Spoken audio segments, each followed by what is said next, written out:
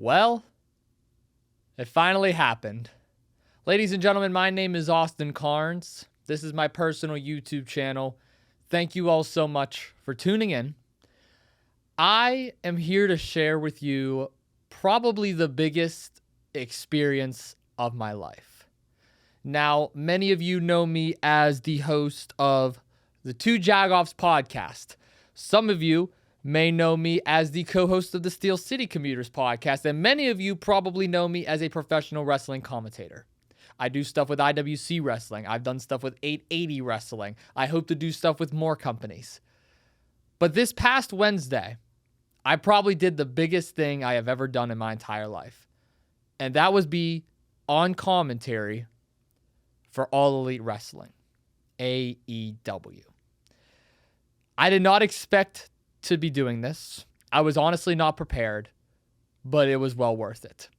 In today's bonus episode, I'm going to share with you some of my favorite pictures that I took throughout the night, talk about some of the moments that were made, and how I, a 21-year-old college student at Point Park University, had my own entrance at All Elite Wrestling.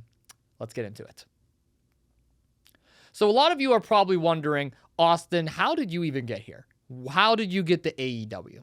Well, long story short, I have a connection with an EVP here at Point Park University, and I was able to get backstage. Now, for months and months and months, I have been begging. I'm like, let me come backstage. Let me come and experience what it is like to be in the locker room, to be with the wrestlers, to be with the EVPs and the higher-ups. I just want to be there, live it, and breathe it. I've done it on the independents for over a year now. I want to see what mainstream wrestling is like.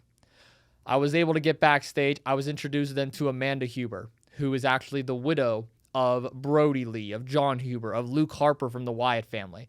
And she was amazing. Amazing human being, along with everybody that was at AEW. After I met Amanda and I figured out who she was, I got pretty much a tour of the entire place. I was shown the production truck. I was shown the ring, ringside, gorilla, backstage, catering, you name it, I was everywhere at All Elite Wrestling. AEW took place at the Peterson Event Center too, which I thought was pretty cool.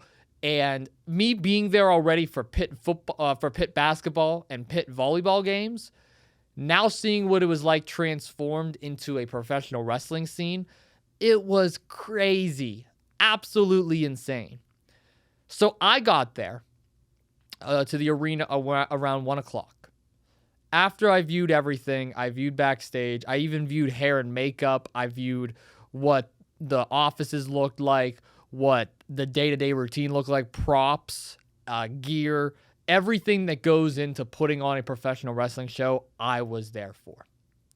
Now, part of Amanda Huber's job is to help out with the extra talents.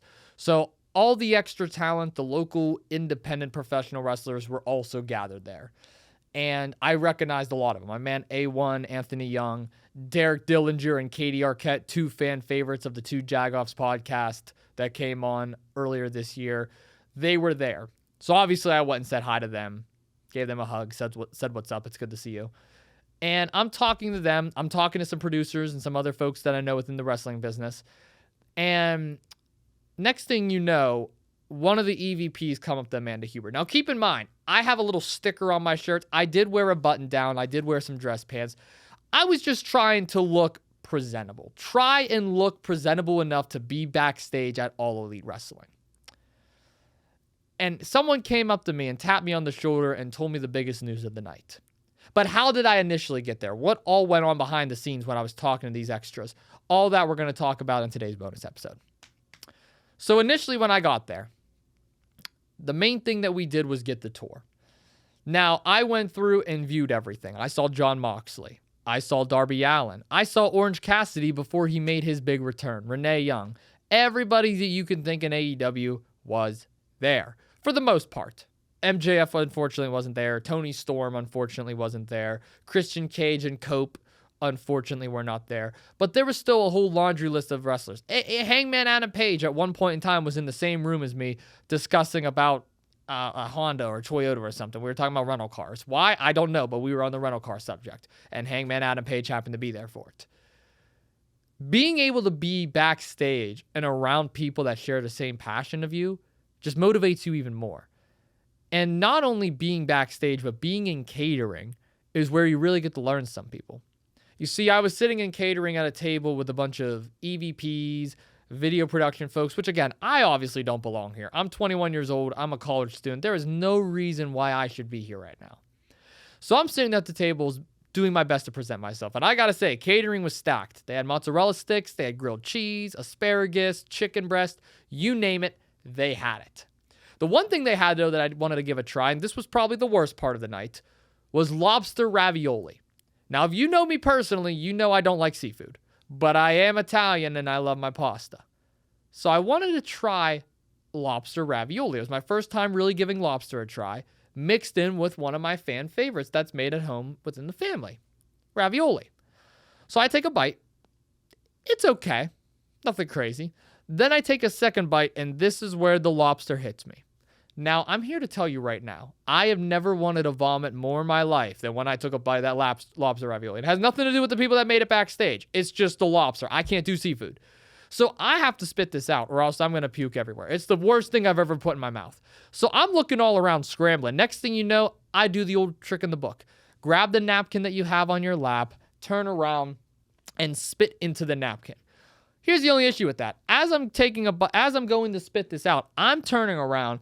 I lock eyes with a wrestler who is sitting right behind me, who just so happens to be Claudio Castagnoli, a.k.a. Cesaro. I lock eyes with him. He's about to take a bite of his food. I'm about to spit out my food. He gives a wave. I give a wave. We both slowly turn around. Easily the most awkward thing of the night. I felt so embarrassed. But I know never to touch the lobster ravioli again. It was awful. Then comes the rest of the night. I'm sitting in hair and makeup, kind of watching everyone do their things. I get to meet Mark Briscoe, Roderick Strong, Kyle O'Reilly, some other folks within Ring of Honor and AEW's roster. And then we're backstage back at Derek and Katie, and this is where I was at earlier. And someone comes and taps me on the shoulder and tells me how my life is going to change. Well, they didn't actually touch me on the shoulder. They touched Amanda on the shoulder, and they whispered something in her ear. And I didn't think much of it because all throughout the night, there were people coming and telling her stuff. So I just assumed, okay, they were just filling her in on something. And I got to give Amanda Huber credit. She showed me so much stuff that I never thought I was allowed to see. I don't even think they knew I was really allowed to see it. I saw it, though. And somebody whispered something into her ear, and they said, and she was like, well, Austin, you're on commentary tonight. And I go, me? I'm on commentary? And she said, yeah, we're going to put you on commentary tonight. You're going to do an AEW dark match. It's going to be Armaro Guerrillo versus Hook. Now, Hook is the son of Taz. Earlier in this night, not even an hour prior, when I was at ringside talking to all the wrestlers and talking to the broadcasters, Tony Schiavone, Taz, and Excalibur were all there giving me advice, especially Taz. Taz was the one that was laying it into me, talking about how important reps are, how important telling a story is, how important making you care and making the audience member at home care about a character. That is what's going to sell you. So when I find out an hour later I'm on commentary for his son's match, I don't connect the dots or anything. I'm just excited, thrilled, but also nervous that I'm about to be on commentary.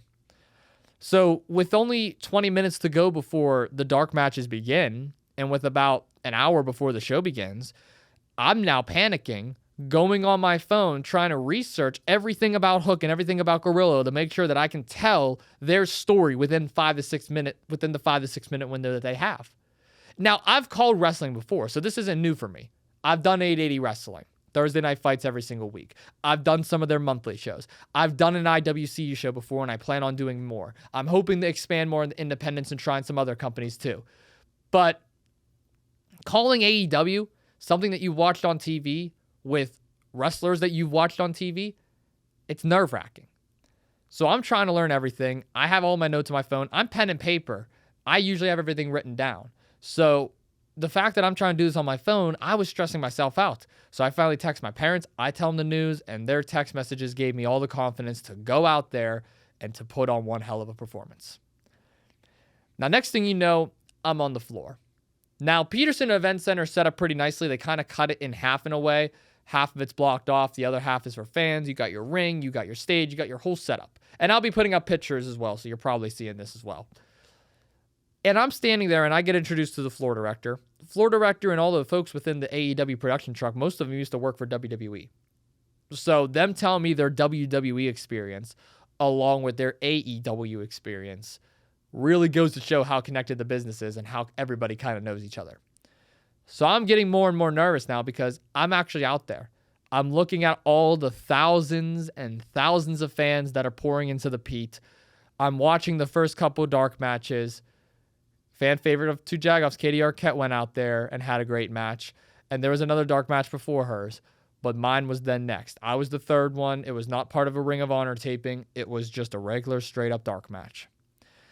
So floor director pulls me over to where the timekeepers area is. And Justin Roberts comes up to me. Now, keep in mind, Justin Roberts was the ring announcer that I watched growing up. So I don't get starstruck and I don't really mark out or become a fan. And I definitely didn't when Roberts came up to me. But I just thought in the back of my head, wow, this is so cool. That is the same guy that I used to watch as a kid announcing WrestleManias and Monday Night Raws. And now he's approaching me. And the best part was he knew my name. He said, "Is it Austin Cairns or Austin Carnes?" And I said, "It's Austin Carnes." And he goes, "Okay, cool." And he's like, "Have a good time out there, buddy. Go out there and kill it. Be yourself and enjoy the experience. Just enjoy it." So obviously I knew that word got around within ringside that I'm going to be on commentary. So whenever Justin Roberts asked for my name, at first I thought he just was being friendly and trying to introduce himself, which he was. But then I realized that he's going to announce my name to thousands of people. So I'm standing there waiting to get the cue to just walk around the barricade and sit down at the desk and we're good to go. So next thing you know, I see Roberts walking over to the ring about to get in. And I feel somebody aggressively grab my arm. They're yanking it. They're like, "Austin, come. Now. We got to go." And it's two security guards and the floor director. And they're all telling me to run. So I'm like, okay, where are we going? I thought we were going out to the ring. So I'm taking off. We're now back in Gorilla. And I'm looking all around. You see Samoa Joe. You see Darby Allin. You see all these wrestlers. And I'm like, what am I doing in Gorilla? I thought I was going to be on commentary. Am I calling the match from the back? I'm starting to get a little disappointed. And then they say, "You see those two guys right there in black, right over by that hole?" And I said, "Yeah." And they're like, "One of them works on graphics. One of them works on audio. What you're going to do is you're going to walk around that corner as soon as you hear your name and you're going to enjoy the moment." And before I could even process what they just said, I hear Justin Roberts' voice go, "Ladies and gentlemen, please welcome Pittsburgh's very own special guest commentator, Austin Carnes." And you're probably seeing the entrance now on screen. And I'm here to tell you right now, that was the most nervous I ever been. I'm walking out. You don't see it on camera, but I took a sec. I looked around and I was like, wow, there is thousands of people chanting my name and cheering me on right now. Most of them probably don't know who I am. But then you see me speed walk down to the ring. I'm kind of waving. I did something weird with my arms. I don't know why I did it. I was just in the moment. And I'm looking around. I recognize some folks within the crowd within 880 and IWC and some of the other wrestling companies around here. And I'm thinking to myself, wow, I made it. This is what life is. And the best part was I had my phone on vibrate, so I was just getting endless messages blown up in my phone. And I knew it was people saying, "Oh my goodness, you're at AEW."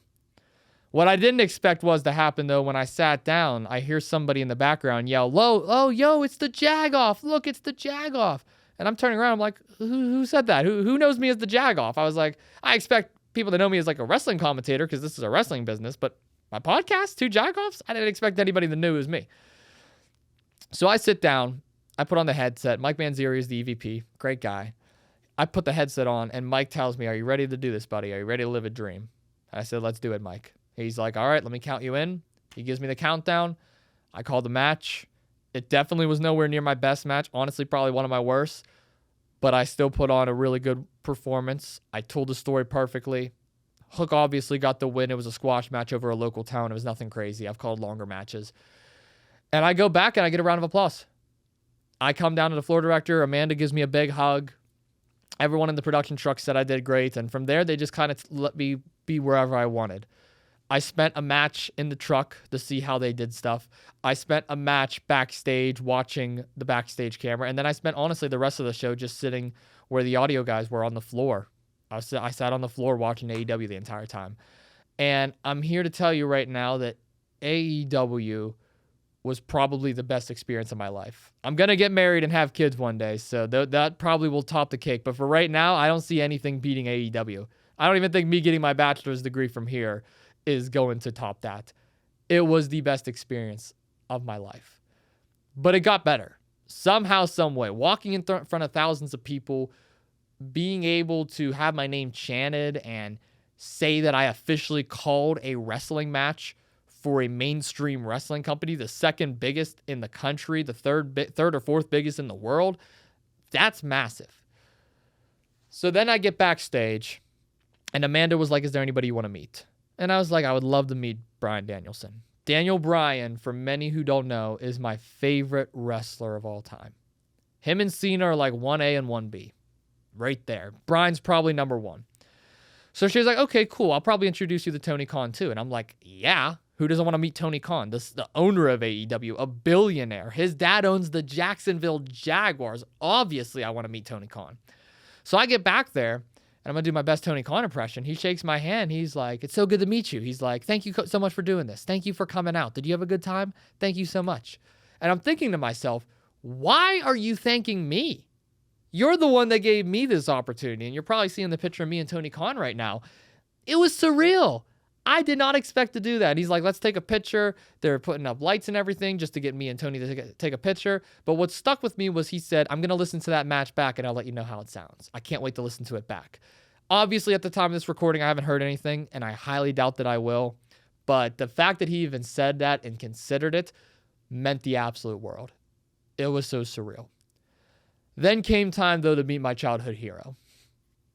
Now, again, I feel like I do a pretty good job at holding myself up on a professional level when I meet folks within the business. I don't like marking out or fanboying. None of the pictures that I took, I asked for, by the way. The only one that I did was Daniel Bryan, but Bryan actually beat me to the punch, which I'll get to in a second.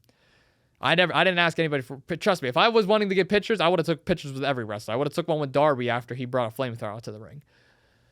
So next thing you know, they say, let's go to Tony's office and you can meet Bryan. And I'm like, Tony's office? Like, we're going to the Tony Khan's office. I just met him. Now I get to go to his office. So we go into Tony Khan's office.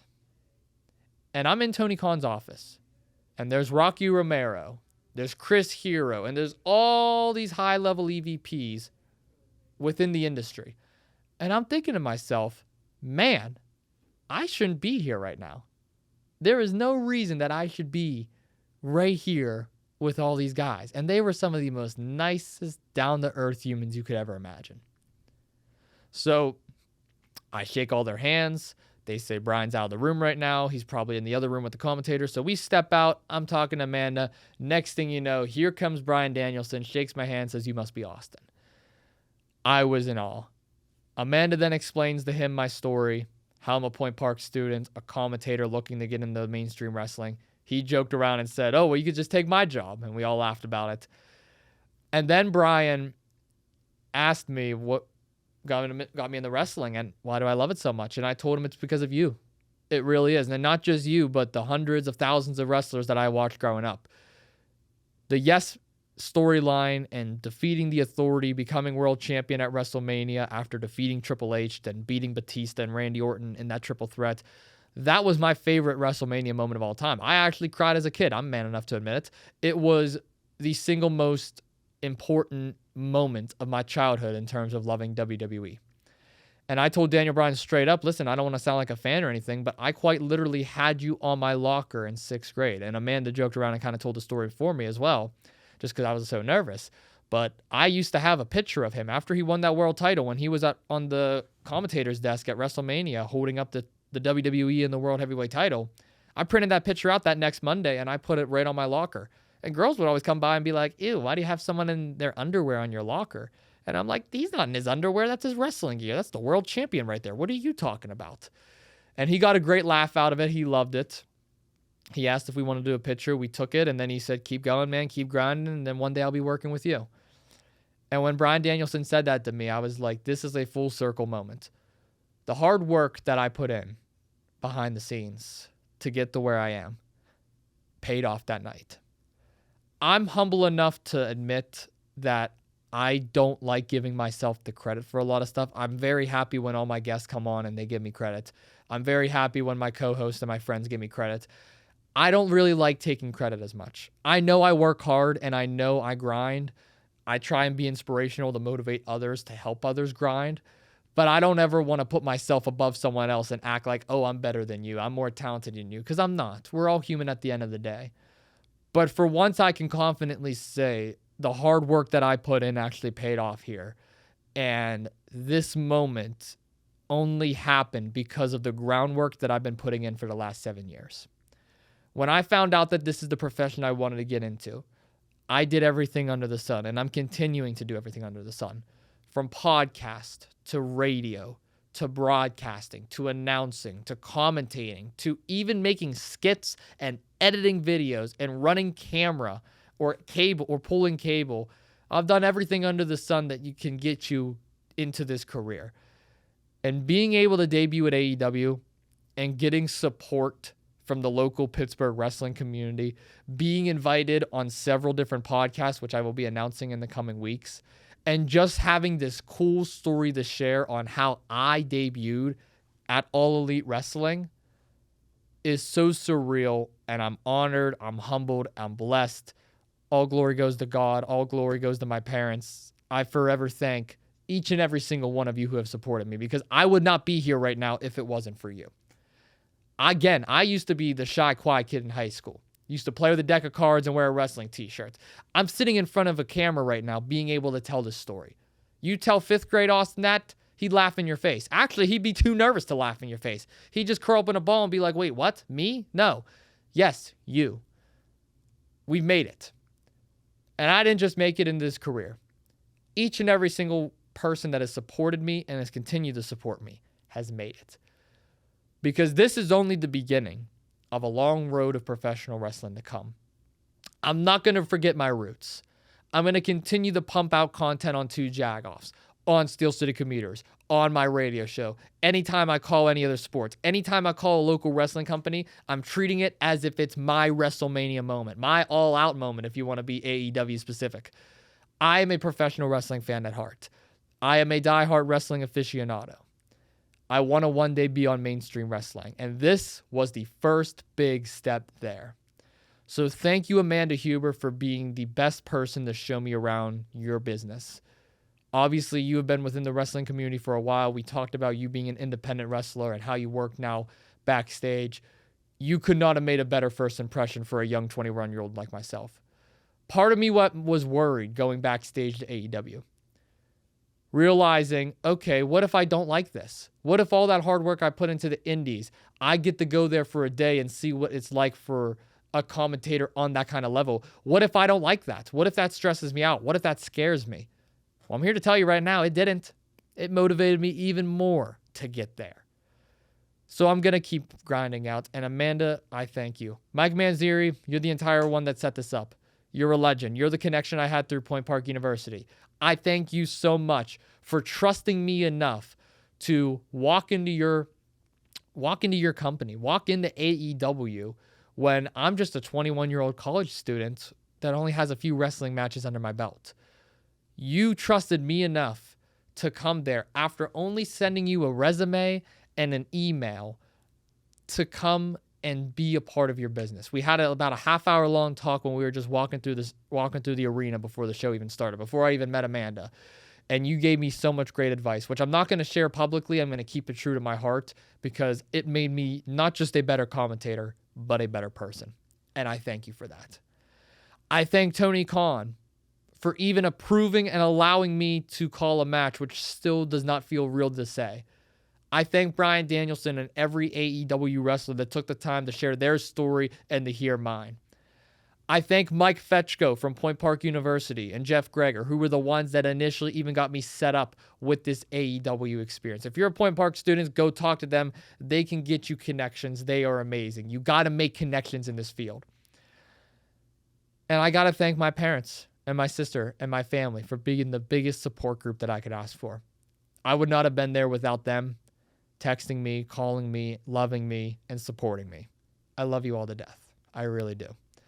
And I love each and every single one of you, whether you're part of the wrestling community, whether you're a fan of my podcasts, or whether you're just someone who maybe stumbled upon this video a couple years later. I thank you so much for your support.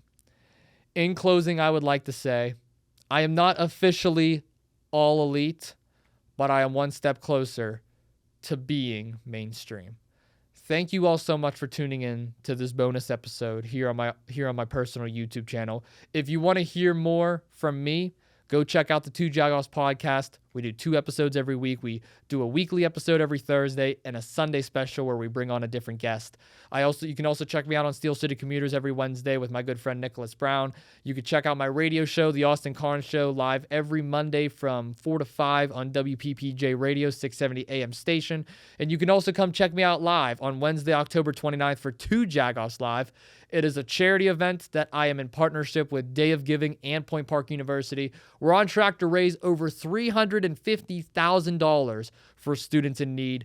I'm going to be there. I'm going to be hosting. There's a bunch of different guests from in the Pittsburgh region coming on. It's a great networking event, and it's a great chance to come support yours truly, so definitely come out. If you're a student, you get in for free with an ID. If not, there'll be ticket prices to go on sale soon. Check the link in the description or go to my personal socials and hit me up. I will be happy to accommodate.